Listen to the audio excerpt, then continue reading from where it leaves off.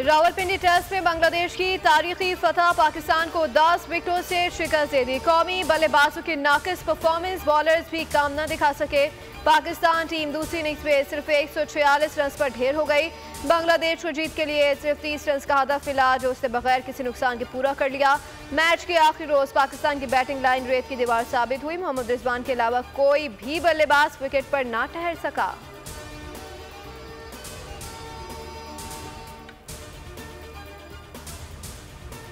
मुस्लिम league नून और peoples party के दरमियान पंजाब में पावर शेयरिंग के मामले पर अहम इजलास जारी। पावर शेयरिंग के वादों पर अमल दरामद का जायजा। पीपल्स पार्टी के तहफ्फुज़ात भी इजलास में ज़ेर गौर आएंगे।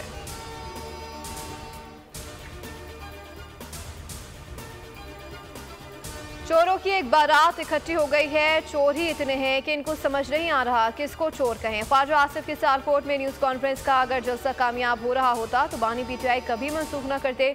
पीटीआई जाली बयानियां चला रही है जिसका मकसद दोबारा 9 मई करना है। हमारी किस्मत अमेरिका ने नहीं, हमने खुद बदलनी है।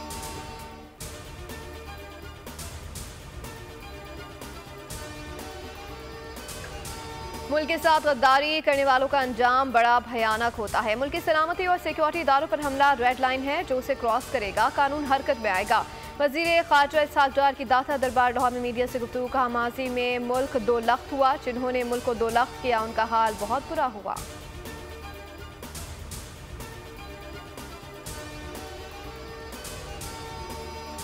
रावलपिंडी से पलंदरी जाने वाली मुसाफिर बस हादसे का शिकार, खाई में जा गिरी। हादसे के नतीजे में 25 अफराद जान बहक हो गए। मुसाफिर बस को हादसा पाना पुल के करीब ब्रेक फेल होने के बायस पेश आया।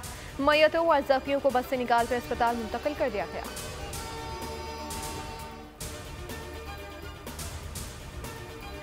और ईरान से आने वाली ज़ायरीन की बस मकरान में हादसे का शिकार, 11 अफराद जान बहक हो गए। हादसे में 30 से ज़ायद जख्मी। रेस्क्यू टीम के मुताबिक ईरान से आने वाली बस ज़ायरीन को लेकर पंजाब जा रही थी।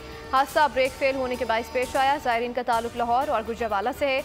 वज़ीर आज़म शहबाज शरीफ और वज़ीर आला पंजाब मरीम नवाज का हादसे पर दुख का इज़हार, जख्मियों की जल्द सेहतियाबी के लिए दुआ।